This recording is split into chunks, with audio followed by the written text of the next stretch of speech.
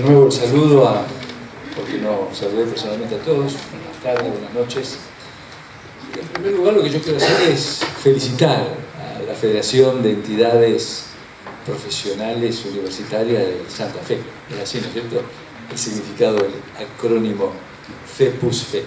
Realmente los felicito por esta iniciativa y se la agradezco porque de alguna forma es una conmemoración y un reconocimiento, digamos. Estamos en el centro, quiero decir, como universidad.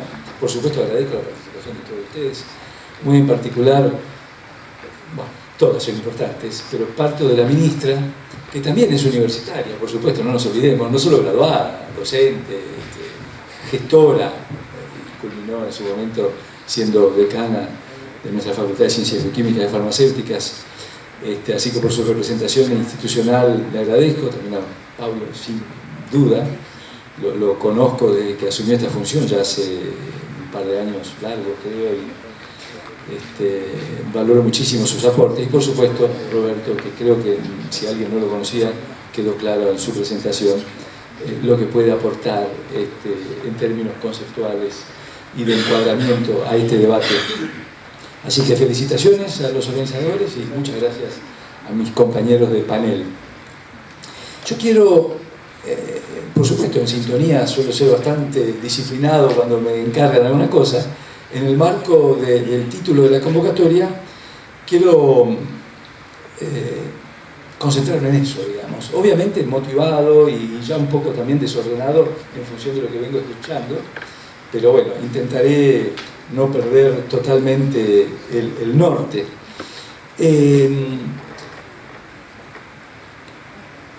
Este año es el año del centenario de la Reforma, ya fue mencionado acá reiteradamente, está en el título de la convocatoria. Yo quiero decir dos cosas alrededor de eso. Claramente, por algo tanto hablamos de esto en la Argentina, y no solo en Argentina, en gran parte de América Latina. Ustedes sabrán, muchos sabemos, pero tal vez no todos los presentes, que la Conferencia Regional de Educación Superior de América Latina y el Caribe, que se realiza cada 10 años, se realizó este año en Córdoba. No es poca cosa, quiero decir, es una convocatoria de todo el continente, semicontinente, Latinoamérica y el Caribe, que se reunió en Córdoba en la semana del centenario, o sea, en junio, a mediados de junio, para debatir sobre la educación superior en todo este importante fragmento del planeta. Un indicador notorio, me parece, de la relevancia que ha tenido, es así aparte, lo verificamos permanentemente, hay un montón de indicadores que dan cuenta de cuán relevante ha sido esa experiencia. Por supuesto, yo debo decir, en una perspectiva siempre crítica, que yo creo que hace a la esencia de nuestra condición de universitarios y de esa búsqueda del sujeto autónomo con capacidad de crítica, sueño con eso, sueño con contribuir a eso.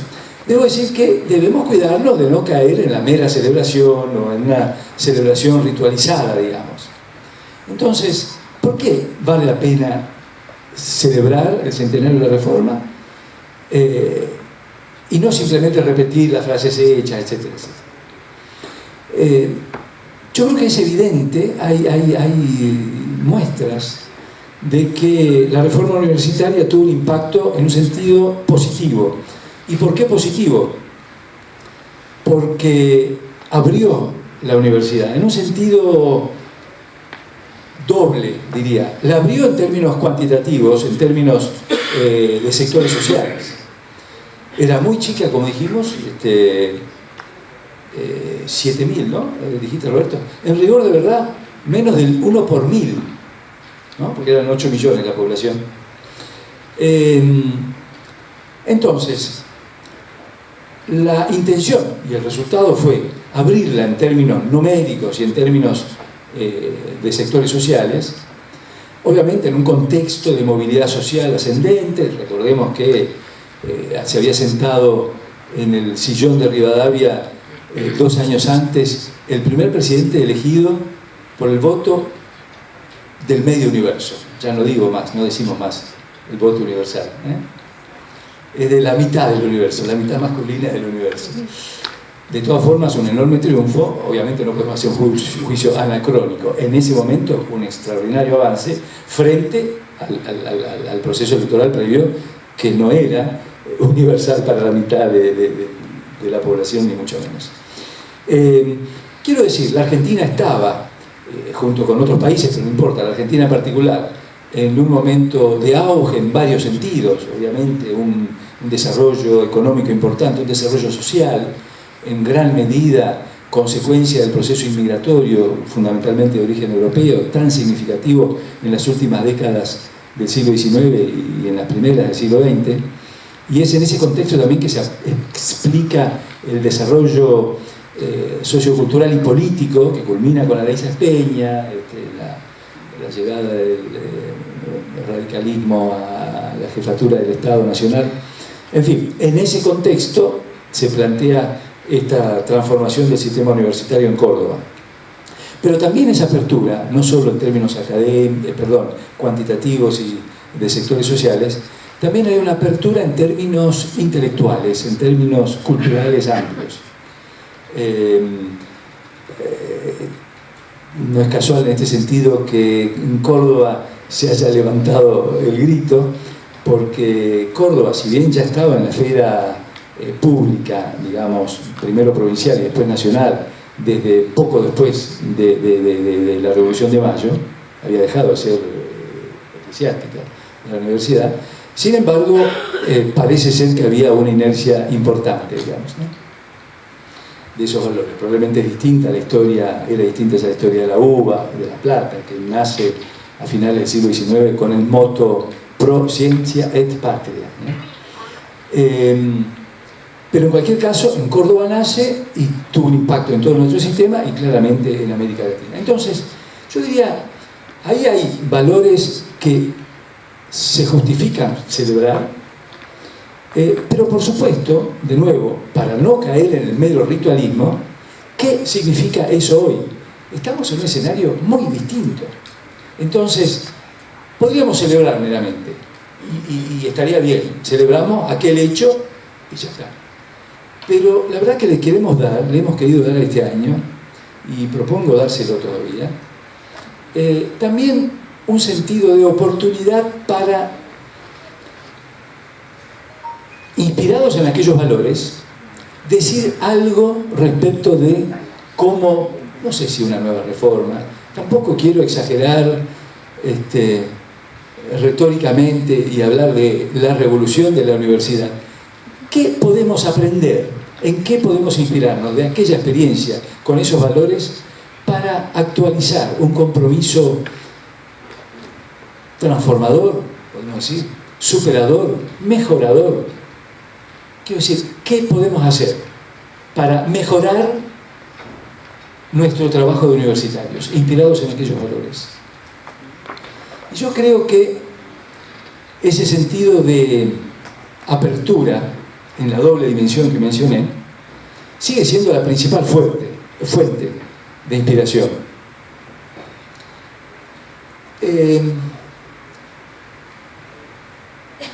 Y en este sentido, si bien las cifras, Roberto las repasaba, son extraordinarias, de los 7.000 a los 2 millones, digamos, por supuesto, es una población que también ha crecido muchísimo, 5 veces la población, pero esto es muchísimo más que 5 veces, muchísimo más.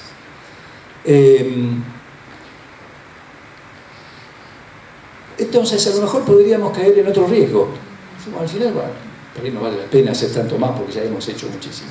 Bueno, el otro riesgo entonces, si bien la celebración del centenario de la Reforma puede ser el riesgo de la ritualización de la celebración, cuando comparamos y vemos tantos avances, podríamos caer en el riesgo de del conformismo. Por supuesto que la universidad no llega a todo el mundo, es decir, no todo el mundo accede a la universidad. Y está claro que el sistema extremadamente libre, abierto del acceso a la universidad, que es característico del sistema argentino y de muy pocos países más, esto es bueno que se sepa, no es de ninguna manera. Muchas veces los jóvenes, los estudiantes, tendemos a naturalizar lo que conocemos, ¿no es cierto? Lo que vivimos. Es decir, muchas veces no se tiene idea, los que están acá probablemente ya lo sepan. Hay un grado de involucramiento distinto, pero es un caso raro y sigue siendo bastante excepcional en el mundo este nivel de libertad, de facilidad de acceso a la universidad, que por supuesto no es un mérito de la universidad solamente, es un mérito de la sociedad argentina. Los universitarios, el sistema público en particular, abogamos por eso, pero la sociedad nos viene acompañando desde hace varias décadas. Sin embargo, a pesar de esos logros, es evidente que hay muchos que todavía no llegan. Quiero decir con esto que este mecanismo tan abierto no garantiza la accesibilidad. El esfuerzo por mejorar la accesibilidad de la población al sistema universitario pasa más, y está pendiente en gran medida, por políticas activas. Es decir, el hecho de que no sea arancelada, por ejemplo, en algunos sectores de la población no tiene ninguna relevancia. No basta con que no sea arancelada. Hace falta que haya un sueldo para acceder, digamos. ¿Se entiende? En aquellos contextos donde el trabajo del joven es imprescindible para el mantenimiento propio e incluso de la familia, digamos, no basta con que no sea arancelado. Bueno, entonces, esto por un lado. En términos de cantidad y en términos de equidad, lo que la reforma planteó en términos de facilitar el acceso a un sector social mucho más amplio, básicamente a la clase media, incluso media baja, hoy día sigue siendo un imperativo, a pesar de todos los logros alcanzados, porque hay sectores, la base de nuestra pirámide social no llega, pero no llega, a veces ni la tiene incorporada como una opción, muchísimas veces, y sobre todo, como nos recordaba la ministra y algún otro, creo que Pablo, Pablo decía muy bien, la sociedad ya produjo la selección antes de que lleguen a los 17, 18 años. Evidentemente, el componente de la inequidad sigue siendo una demanda y un desafío extraordinario. Yo creo que el reflejo de la otra apertura de la reforma tiene que ver con desarrollar nuestra capacidad para escuchar y entender qué está pasando en la sociedad y en el mundo. Roberto nos dio unos inputs, unos insumos extraordinarios. Entonces, aquellas dos aperturas, en términos de sectores sociales y en términos de ideas de la reforma, son aplicables hoy día, para el presente y para el futuro. En términos de equidad social todavía tenemos mucho que hacer, no sé si todavía, hoy tenemos mucho que hacer. Digo, cuestiono el todavía porque esto no ha sido constante. Nosotros hemos empeorado la estructura de la equidad social en nuestra sociedad, en varias décadas, Es decir, el sector, el porcentaje de población debajo de la línea de pobreza ha crecido en los últimos 30 años. Entonces digo, hoy tenemos una deuda también con ese tipo de apertura y tenemos una deuda, en todo caso un desafío, con la apertura en términos de ideas, pero me refiero a salir de la comodidad de replicar y repetir lo que ya conocemos. Para estar más atentos tenemos que desarrollar muchísimo nuestra capacidad de atender lo que está pasando en el mundo y en nuestra sociedad más cercana. En principio la propia, en el territorio, en nuestra ciudad, en nuestra región, pero por supuesto cada vez más sabemos que estos territorios locales están muy conectados con el nivel global. No voy a repetir las cosas que nos contó Roberto, pero son de una extraordinaria relevancia y hay veces que actuamos como si nos resbalase eso, o en todo caso, con una suerte de disociación un poco esquizofrénica. Yo también estoy incentivando ese debate, Roberta, así que vamos a estar del mismo lado tal vez. Vivimos en alguna medida estas transformaciones, no siempre con toda la conciencia que merecería desde el ámbito universitario, lo vivimos, pero después, ejerciendo esa especie de disociación, nos movemos en la vida institucional universitaria, muchas veces replicando formatos conocidos que parecen no alterarse por eso que pasa en el contexto y en el mundo, que tiene que ver con lo tecnológico en gran medida. Gran parte de lo que nos contaba Roberto como encuadre tiene que ver con desarrollo tecnológico, pero es evidente que no es solo tecnológico. Es decir, no quiero caer en una simplificación de causalidades lineales, pero aún con una mirada compleja de la complejidad, es evidente que estamos en una situación que cambia por el desarrollo de las tecnologías, la aplicación de esas tecnologías a los procesos productivos, pero también cambia la cultura, cambia el clima, el espíritu de la época, dirían los alemanes. Y creo que tenemos que hacer un esfuerzo para recuperar, enfrentar esto. ¿Perdón? ¿Qué pasó? Ah, me están haciendo... Estoy apenas empezando, Pablo. No, mentira. Vamos a hacer una prueba. Yo la verdad que ahora no me controlo yo, así que recibo los gestos, pero denme un poquito de changüí, por favor.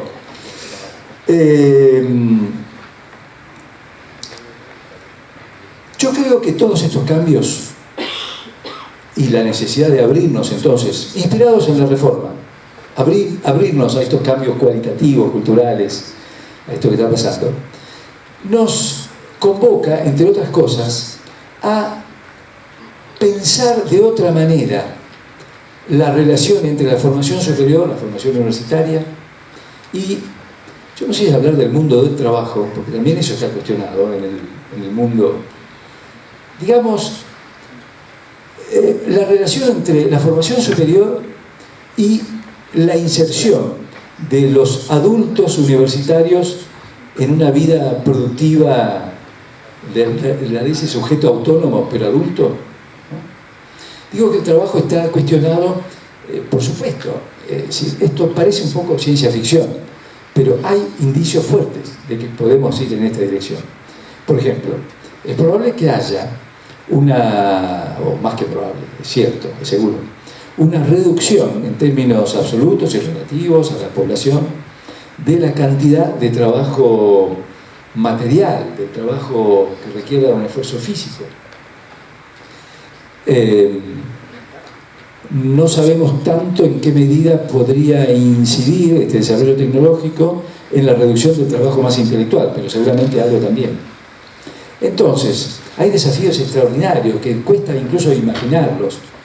Tal vez pasen por la redistribución del trabajo, pero también el otro día escuchaba una presentación, confieso que es la primera vez que lo escuché, respecto de que el trabajo tiene algo de sacralización en la cultura occidental. Yo soy parte de eso, Para mí el trabajo es una cosa fundamental. Obviamente, no necesariamente el trabajo de la condena bíblica después del pecado original. Te ganarás el pan con el sudor de la frente. Quiero decir, no solo el del esfuerzo. El trabajo en tanto oportunidad de realización, ¿no? Me parece extraordinario verlo, y ojalá crecientes porcentajes de la población, eso también tiene que ver con la equidad, que haya más gente que pueda asumir el trabajo en esa condición. Pero aún ese tipo de trabajo, dicen, a lo mejor, decía en esta presentación que les comento, el trabajo también ha tenido y tiene una función de distribución de la renta. Es decir, en función del trabajo que uno hace, recibe una remuneración y socialmente, con un mecanismo extremadamente complejo, ese es el modo en que la renta llega a cada sujeto y cada grupo familiar, digamos. Pero a lo mejor habrá que utilizar otro mecanismo para la distribución de renta en la medida en que el trabajo tienda a disminuirse. ¿Se entiende la enorme complejidad que tenemos? Entonces, creo que es preciso, es extremadamente complicado, pero quiero decir, sin duda está en el horizonte ya, y está en el contexto de nuestra tarea como formadores, sobre todo a nivel universitario. lógicamente hay un continuo, los jovencitos que hoy están a tocarlo llegan a la universidad, muchos de ellos llegan inmediatamente. Entonces, la relación entre la formación superior universitaria y el rol del graduado en la sociedad, en ese rol de adulto productivo, es menos lineal. Tal vez nunca lo haya sido perfectamente lineal, pero hoy es evidente que es mucho menos lineal. Y eso nos plantea desafíos en términos de formulación de los trayectos formativos. Es decir, no están tan, hizo también Roberto alguna alusión a habilidades, capacidades necesarias. Evidentemente, adhiero a varias cosas que dijo, no tenemos tiempo para detenernos en esto, pero yo me imagino cada vez más una formación, diríamos, si se me permite la metáfora, con terminaciones abiertas. Evidentemente vamos a una situación de formación permanente. El nexo entre formación y habilitación, y esto sí que puede ser complicado en este recinto de colegios profesionales, pero ese nexo puede tender a debilitarse, porque, les repito, no hay una relación tan directa, cada vez hay menos. O en todo caso, si quieren podemos seguir apostando a la formalidad de ese vínculo, pero en la realidad, y esto es algo que me preocupa, en la realidad tiende a debilitarse esa relación. Y yo creo que tenemos el compromiso, si queremos hacer bien las cosas, si queremos hacerlas cada vez mejor, de prestar atención a esas transformaciones. No podemos hacer como que no pasen, porque perdemos calidad en lo que hacemos. Entonces, y acá yo creo, si me hacen de nuevo la seña, capaz que debo ir terminando.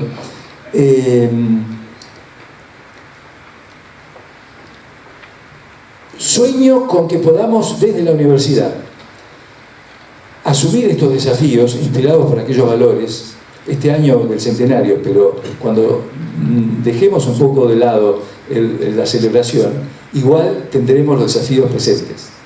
Pero asumamos con aquella inspiración este desafío de ampliar con políticas activas la posibilidad de acceder a la universidad, pero y fundamentalmente desarrollemos la capacidad de repensar nuestra articulación con esa habilitación, con esa capacitación para la vida productiva adulta en un mundo que está en permanente transformación.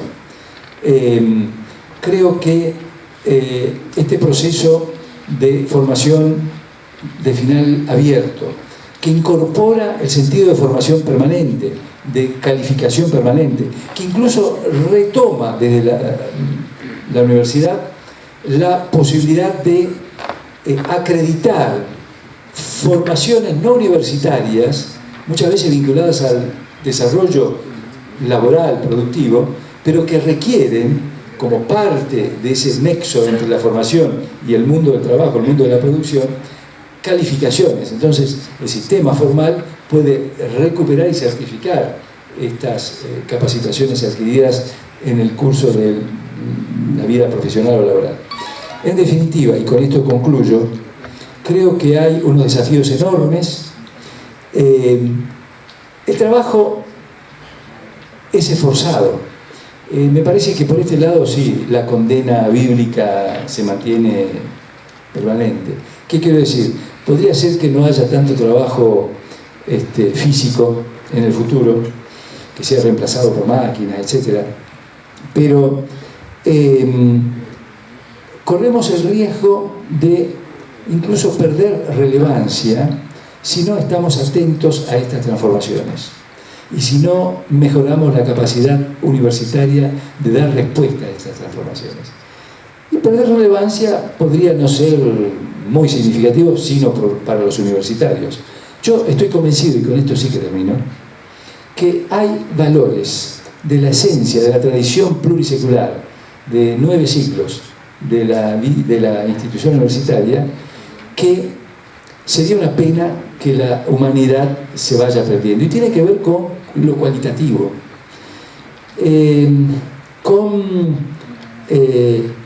Hay muchas cosas que van a pasar. también Roberto nos decía, hay procesos de formación que a lo mejor no tienen la acreditación, pero como la realidad dice que esa acreditación, ese vínculo tiende a debilitarse en la realidad de los procesos productivos y en su vínculo con la formación, hay ofertas, no necesariamente pagas, en el mundo casi infinito de la Internet. Entonces, no se puede desconocer esto, pero hay cosas, hay experiencias que tienen que ver con lo cualitativo, que tienen que ver con esta construcción, esta reivindicación del sujeto autónomo, que es algo difícil, muy difícil de reemplazar.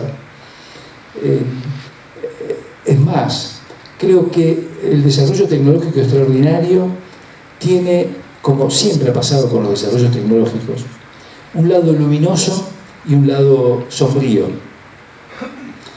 La universidad puede contribuir a hacer las buenas preguntas, a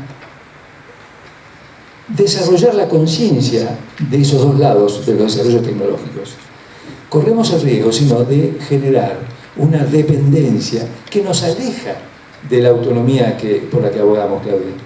Entonces, la universidad puede seguir apostando a esto. Y concluyo con el moto de nuestra universidad: confingere hominem cogitantem. Eso tiene que ver precisamente con esto, la reivindicación del ser humano pensante. Es un latinismo que puede parecer viejo, sin embargo remite, si no hacemos un juicio anacrónico, en ese momento se quería decir esto que estamos diciendo: capacidad de pensar críticamente. Muchas gracias.